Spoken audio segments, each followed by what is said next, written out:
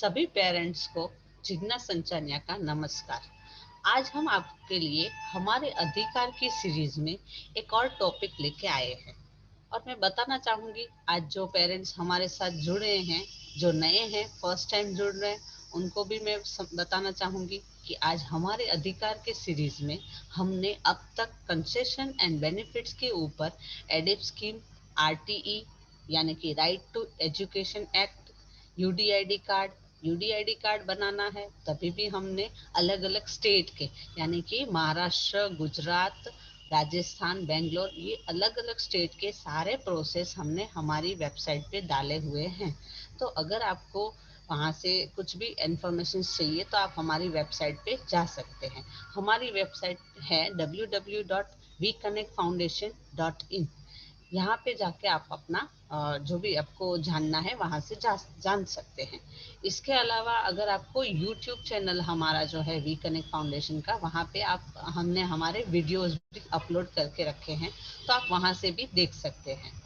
और आज के जो हमारा कंसेशन एंड बेनिफिट के ऊपर जो हमारा टॉपिक है वो है इनकम टैक्स। तो इनकम टैक्स जो है वो हमारे बच्चों को या उनके जो देखभाल करने वालों को क्या क्या छूट या रियायतें मिलती है, कंसेशंस मिलते हैं, उसके ऊपर है ये वेबिनार। और इसके अलावा हमने रेलवे कंसेशन जो है हमारे बच्चों को क्या मिलते हैं और उसके लिए क्या प्रोसेस करने हैं, वो भी एक टॉपिक है। और एक लास्ट टॉपिक है जो स्टेट ट्रांसपोर्ट है। और स्टेट ट्रांसपोर्ट जो बस रहते हैं वहाँ पे क्या प्रोसेस है और कितने परसेंट की कंसेशंस मिलते हैं। इसके अलावा हमने ये जो एसटी बस है वो 3 स्टेट हमने इसमें कवर किए हैं, जिसमें सबसे पहला है मुंबई, सेकंड है गुजरात और थर्ड है राजस्थान। तो तीनों स्टेट में एसटी बस में क्या कंसेशंस मिलते हैं हमारे बच्चों को, उनकी भी पूरी जानकारी हम लोग इस वेबिनार में देने वाले हैं। तो प्लीज़ एंड तक बने रहिए ताकि आपके सारे डाउट्स क्लियर हो जाए। और कुछ भी क्वेश्चंस हो तो आप चैट बॉक्स में लिख सकते हैं या फिर ये वेबिनार के एंड में पूछ सकते हैं। तो सबसे पहला टॉपिक हमारा यहाँ पे जो है वो इनकम टैक्स है। पर उसके लिए मैं आपके साथ पीपीटी शेयर करना चाहूँगी ताकि आपको और अच्छे से समझ में आ सके कि मैं क्या समझाना चाह रही हूँ आज के वेबिनार में।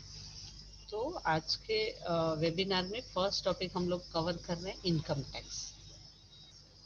जो फर्स्ट टॉपिक है इनकम टैक्स, उसके पहले मैं आपके साथ एक चीज़ शेयर करना चाहूँगी कि जो आज हम लोग जो भी इंफॉर्मेशन आपके साथ शेयर करने वाले हैं, हर एक इंफॉर्मेशन के डॉक्यूमेंट, वर्ड डॉक्यूमेंट हमने हमारी वेबसाइट www.vconnectfoundation.org पे डाले हैं।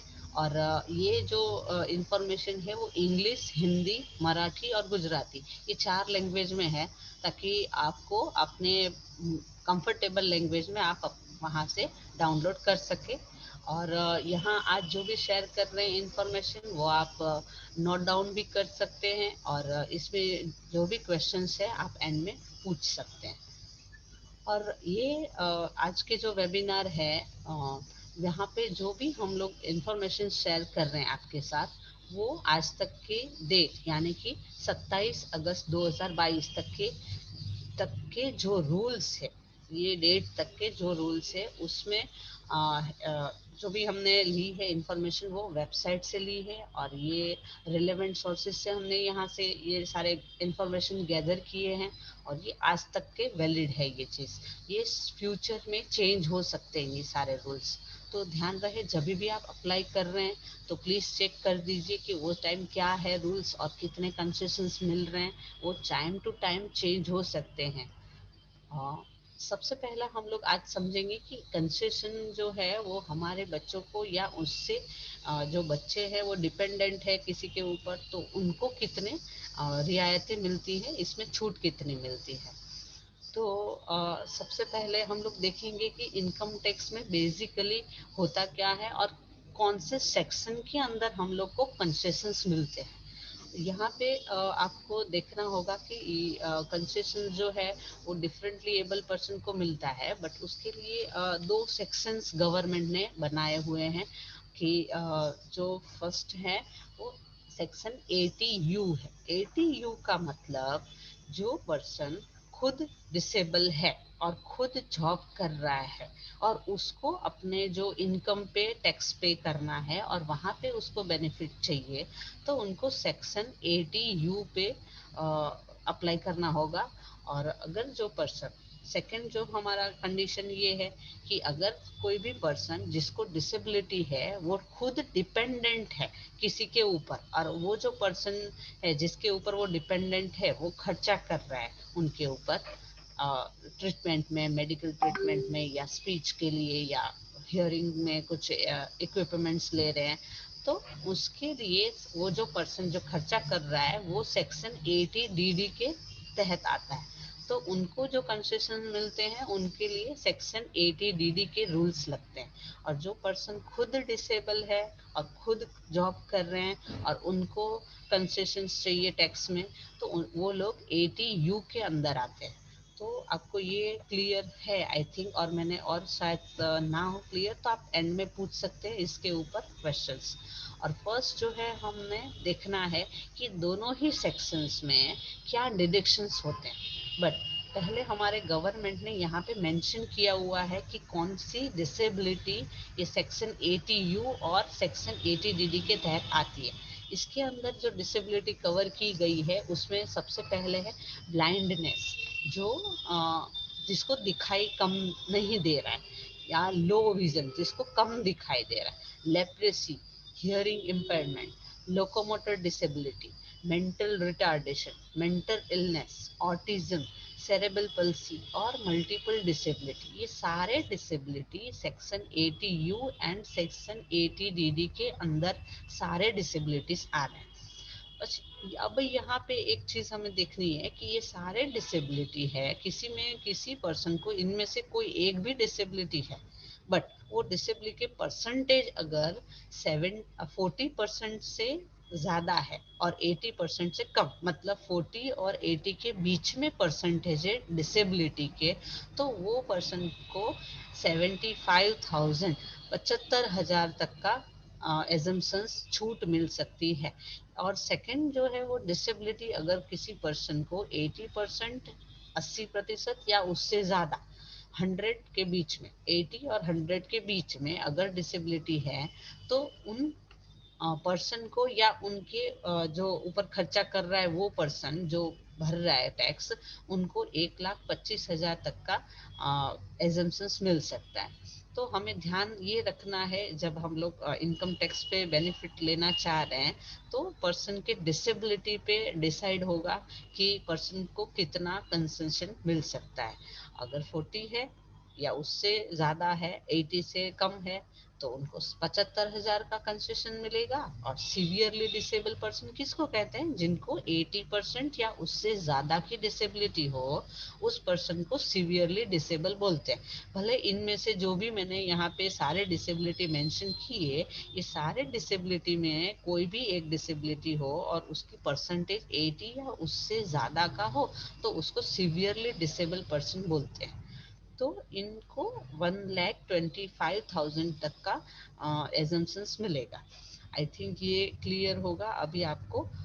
यहाँ पे हम लोग देखेंगे कि अभी सेक्शन 80 यू के तहत अगर कोई अप्लाई कर रहा है टैक्स एजम्पन्स के लिए, तो क्या है प्रोसेस। और जैसे मैंने पहले बताया कि सेक्शन 80 यू किसके लिए होगा? ये जो पर्सन जिसको डिसेबिलिटी है और वो खुद जॉब कर रहे हैं और उनको एजम्पन्स चाहिए, टैक्स में बेनिफिट्स चाहिए, तो वो सेक्शन 80 यू के तहत आएगा। और उनको simply form 10(1)(a) 10(1)(a form वो फिल करना है, और उसके साथ कोई भी डॉक्यूमेंट अटैच नहीं करने हैं। सिंपली डिसेबिलिटी सर्टिफिकेट जो लोकल गवर्नमेंट से, हॉस्पिटल से इश्यूड हुए हैं, और यूडीआईडी कार्ड, जो वो भी हम यूडीआईडी कार्ड जो अब नया आया है, वो यूडीआईडी कार्ड भी होना चाहिए, और उसके प्रिंट जेरोक्स वो भी आपको साथ में रखने हैं। ये फॉर्म 10(1)(a जब भरते हैं तब डिसेबिलिटी सर्टिफिकेट उस खुद पर्सन का और उसके यूडीआईडी कार्ड की एक जेरोक्स, वो दोनों ही हमें अटैच करने पड़ेंगे। और ये दोनों ही डिसेबिलिटी सर्टिफिकेट और यूडीआईडी, ये दोनों ही लोकल गवर्नमेंट से इश्यू होने चाहिए। ये प्राइवेट से इश्यू किया हुआ नहीं चलता है। तो हम लोग जब 80U के तहत अप्लाई कर रहे हैं तो 10 फॉर्म 10A 1A के अलावा कोई भी डॉक्यूमेंट, सिंपली डिसेबिलिटी सर्टिफिकेट और यूडीआईडी, इसके अलावा कोई डॉक्यूमेंट अटैच नहीं करने हैं। और अगर किसी पर्सन की डिसेबिलिटी टेम्पररी मेंशन की गई है यूडीआईडी कार्ड और डिसेबिलिटी सर्टिफिकेट में, तो उनको वो वैलिड कब तक है, वो कार्ड या डिसेबिलिटी सर्टिफिकेट कब तक वैलिड है वो चेक करना है। और वो ईयर जो वैलिड है वो ईयर के अंदर, फाइनेंशियल ईयर में हमें टैक्स पे करने हैं, तो सिंपली हमें वो वैलिडिटी जो है वो ईयर के अंदर ही हमें कंसेशंस मिलेंगे। अगर हमारा डिसेबिलिटी सर्टिफिकेट एक्सपायर हो चुका है तब हमें टैक्स एजम्पशंस नहीं मिलेंगे। तो केयरफुली आप चेक कीजिए आपके डिसेबिलिटी सर्टिफिकेट और यूडीआईडी में, दोनों में ही कौन कितना ईयर का वैलिडिटी लिखा हुआ है। ये ईयर जो है वो जैसे ही खत्म होगा वैसे आपको उसके बाद टैक्स बेनिफिट लेना है तो आपको वापस वो कार्ड डिसेबिलिटी सर्टिफिकेट रिन्यू करना पड़ेगा। और अगर आपको 80U के तहत कंसेशंस लेने हैं टैक्स में, तो आपका खुद का इंडियन होना जरूरी है, इंडियन सिटीजन्स होना जरूरी है। जो पर्सन जिसको डिसेबल है वो खुद पर्सन इंडियन होना चाहिए, तो ही वो 80U के तहत अप्लाई कर सकता है। इसके अलावा अगर हम लोग इसमें डिडक्शन चाह रहे हैं तो डिसेबिलिटी सर्टिफिकेट हमें साथ में रखना है और उसकी कॉपी भी हमें अटैच करनी होगी, जैसे मैंने पहले बताया। अब हम लोग देखते हैं कि सेक्शन 80DD में क्या है, बट उसके पहले मैंने यहाँ पे एक आपके साथ फॉर्म शेयर कर रही हूँ जो 10(1)A दिखा रहा है, कैसा दिखता है वो फॉर्म, जिसको 80U वाले जो है ये फिल करेंगे या फिर 80DD वाले कर रहे हैं। पर 80DD का क्या है कंसेप्ट मैं समझाती हूँ, बट इसके पहले ये फॉर्म का एक कॉपी है जो मैंने यहाँ पे रखा हुआ है। हम लोग ये फॉर्म भी हमारे डॉक्यूमेंट जो हम लोग अपलोड करेंगे हमारी वेबसाइट पे, उस पे हम ये फॉर्म डालेंगे और तब आप वहाँ से डाउनलोड कर सकते हैं ये फॉर्म। ये फॉर्म आपको गूगल से भी मिल सकता है, सिंपली आपको टाइप करना है फॉर्म नंबर 10(1)A, ताकि आपको वहाँ से भी, अगर आप डाउनलोड करना चाह रहे हैं तो आप वहाँ से भी कर सकते हैं। अब हम लोग देखते हैं कि सेक्शन 80DD के अंदर कौन अप्लाई कर सकता है। जैसे मैंने पहले बोला कि सेक्शन 80U जो पर्सन खुद जॉब कर रहा है, जिनको डिसेबिलिटी है वो आएगा। और यहाँ पे सेक्शन 80DD में जो पर्सन जिनको डिसेबिलिटी है वो किसी और के ऊपर डिपेंडेंट है, वो पर्सन, जैसे कि फॉर एग्जांपल एक बच्चा है जिनको डिसेबिलिटी है और उनके फादर उस बच्चे के ऊपर खर्चा कर रहे हैं, उनके लिए इम्पेयरमेंट के लिए कुछ खर्चा कर रहे हैं, तो इनके जो फादर है वो खुद टैक्स पे करेंगे, तो वो फादर का सेक्शन 80DD के तहत आएगा एजम्पशंस।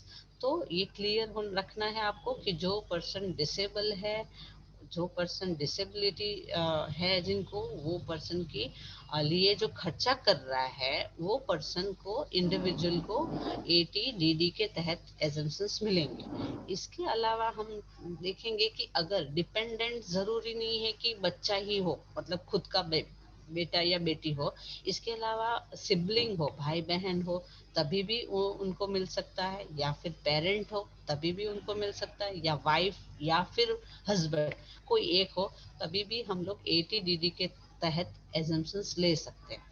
अब हम लोग को ध्यान में एक चीज यहाँ पे ये रखनी है कि सेक्शन 80DD में डिडक्शंस दो कंडीशन में क्लेम कर सकते हैं। तो दो कंडीशंस है जहाँ पे हम लोग बोल सकते हैं कि हमें एजम्पशंस चाहिए। जब हम डिपेंडेंट यानी कि जिसको डिसेबिलिटी है उनके लिए कुछ एक्सपेंस स्पेंड कर रहे हैं, पैसा वहाँ पे खर्च कर रहे हैं उनके ऊपर, जैसे कि मेडिकल ट्रीटमेंट में हमने कुछ उनके ऊपर खर्चा किया है, इसके अलावा रिहेबिलिटेशन के लिए हम लोग कुछ कर रहे हैं, या फिर ट्रेनिंग जो है डिफरेंटली एबल पर्सन के, उनके लिए कुछ एक्सपेंस स्पेंड कर रहे हैं, तो हमें वो सारे जो खर्चे हैं या सारे जो एक्सपेंसेस है उनके रिसिप्ट जो हमको मिलते हैं उनको संभाल के रखना है। और जब हम लोग 80DD के तहत हम लोग एजम्पशंस लेना चाहेंगे तब हम लोग फॉर्म फिल करते हैं, तब जो फॉर्म 10(1)A मैंने जो बोला उसके साथ हमें ये सारे रिसिप्ट अटैच करने पड़ेंगे। और अगर ये रिसिप्ट हम लोग अटैच नहीं कर रहे और सिंपली हम लोग फॉर्म फिल करके डिसेबिलिटी सर्टिफिकेट दे रहे हैं, तो सेक्शन 80 डीडी के तहत हमें एजम्पशंस नहीं मिल सकते। तो ध्यान रहे, हमें मेडिकल ट्रीटमेंट जो कर रहा है या जो भी रिहेबिलिटेशन कर रहे हैं उनके रिसिप्ट यहाँ पे अटैच करना है। और अगर हम सेकंड ऑप्शंस पे जा रहे हैं और जो पर्सन है जिनको डिसेबिलिटी है उनके लिए जो एक्सपेंस कर रहे हैं या उनको जो डिपेंडेंट है जिनके ऊपर वो पर्सन को इंश्योरेंस भी इंश्योरेंस स्कीम में भी पैसा स्पेंड कर सकते हैं, ताकि एट द एंड जो पैसा मिल रहा है इंश्योरेंस कंपनी से वो उनके लिए यूज कर पाए, डिपेंडेंट के लिए ये यूज कर पाए। तो या फिर कोई स्कीम में भी हम लोग स्पेंड कर सकते हैं।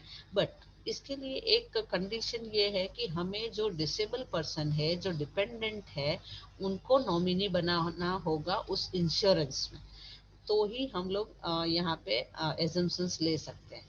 तो अगर हम लोग डिसेबल पर्सन को नॉमिनी बना रहे हैं और हम लोग 80 DD के तहत हम लोग चाह रहे हैं, तो हम लोग ये काम कर सकते हैं। बट हाँ, एक चीज याद रहे कि हमें नॉमिनेशन डिपेंडेंट मतलब डिसेबल पर्सन जो डिपेंडेंट है उनको ही बनाना होगा। पर कभी कभी ये होगा कि कोई केस ऐसा है कि जो डिपेंडेंट है वो किसी ट्रस्ट के अंदर आ रहा है, हम उनको नहीं जान रहे, बट वो ट्रस्ट के तहत वो बच्चा या जो पर्सन है वो है, तो हम लोग जो इंश्योरेंस के पैसे जो हम लोग को मिल रहे हैं वो हमको सीधा ट्रस्ट को देना होगा, ताकि वो बिहाफ ट्रस्ट जो है वो डिसेबल के बिहाफ में लेगा वो इनकम, और वो जो पैसे हैं वो उन डिसेबल पर्सन के लिए यूज करेगा। अब एक यहाँ पे चीज ध्यान में रखने वाली ये है कि अगर इंश्योरेंस निकाल रहे हैं और इस इंश्योरेंस के निकालने के पूरे 1 ईयर में अगर डिसेबल पर्सन की डेथ हो जाती है, तो जो पर्सन जो इनकम टैक्स भर रहा था, जो इंश्योरेंस पे कर रहा था, पेमेंट कर रहा था इंश्योरेंस में, उनको at the end of the year जो इनकम मिल रही है, उन वो जो पैसा मिल रहा है उस पैसे पे टैक्स लगेगा नेक्स्ट ईयर पे। तो जब हमको ध्यान रखना है कि यहाँ पे डिसेबल पर्सन जो अगर डेथ हो रही है, तो जो पर्सन इंश्योरेंस भर रहा था उनको टैक्स जरूर लगेगा वो अमाउंट पे। और अगर इससे अगर उल्टा सोचे, तो अगर यहाँ पे जैसे मैंने पहले बताया कि डिसेबल पर्सन की डेथ हो जाती है, बट ऐसा ना हो कि ऐसा हुआ कि जो पर्सन एक्सपेंस कर रहा था जो डिसेबल के ऊपर, और वो खुद पर्सन जो इंश्योरेंस भर रहा था वो पर्सन की डेथ हो जाती है और उनके जो ऊपर डिपेंडेंट था डिसेबल पर्सन, तो उस केस में इंश्योरेंस के पूरे पैसे वो डिसेबल पर्सन्स को मिलेंगे, यहाँ पे टैक्स नहीं लगेगा ये अमाउंट के ऊपर। तो यहाँ पे कुछ भी आपको क्वेश्चंस है तो आप पूछ सकते हैं। तो ध्यान रहे, डिसेबल पर्सन को जो भी पैसा एट द एंड मिल रहा है उसके ऊपर टैक्स में नहीं लगेगा। और जो यहाँ जैसे 80 यू में जैसे कंडीशंस था, सेम कंडीशन यहाँ पे भी है कि जो पर्सन भर रहा है इनकम टैक्स वो पर्सन इंडियन होना जरूरी है। और डिडक्शन मैंने जैसे पहले बताया, दोनों ही केस में सेक्शन 80 यू और सेक्शन 80 DD दोनों में ही सेम डिडक्शंस मिलेंगे। फॉर एग्जाम्पल, अगर पर्सन को 40% से ज़्यादा डिसेबिलिटी है बट 80 से कम है, तो उस केस में उसको 75,000 का कंसेशन मिलता है। तो यहाँ पे अगर पर्सन 80 DD के तहत भी अप्लाई कर रहा है या 80 यू के तहत, पर डिसेबिलिटी अगर 40 to 80 के बीच में है तो 75,000 का ही एजम्पन्स मिलेंगे। बट इनकेस 80% से ज़्यादा डिसेबिलिटी है तो दोनों ही सेक्शंस में 1,25,000 का यहाँ पे एजम्पन्स मिल रहा है। और सेकंड और लास्ट जो है यहाँ पे कि ध्यान में रखना है, जब हम लोग दोनों ही सेक्शन में से किसी एक सेक्शन के तहत हम लोग अप्लाई कर रहे हैं, तो हमें दोनों ही सिचुएशन में 80 DD हो या फिर 80 यू हो, दोनों में ही हमें डिसेबिलिटी सर्टिफिकेट और UDID कार्ड की कॉपी अटैच करनी पड़ेगी। तो ये सारे जो 80 DD में हम लोग एक्सपेंसेस जो कर रहे हैं उनके रिसिप्ट के अलावा हमें डिसेबिलिटी सर्टिफिकेट और UDID तो करना ही है, तभी हमें ये सारे कंसेशंस मिल सकते हैं। और ये इनकम टैक्स में आज मैंने जो समझाया है अब तक, ये ये इसके अंदर के आपको कोई भी क्वेश्चंस हो, तो अगर आपने चैट बॉक्स में लिखे हैं तो हम लोग उसके आंसर कर रहेंगे, और डायरेक्ट वन टू वन भी हम लोग at the end of the webinar पूछेंगे। तो आपको कुछ भी क्वेश्चंस हो तो प्लीज़ नोट डाउन करके रखिए, ताकि हम लोग आपको आंसर कर पाए।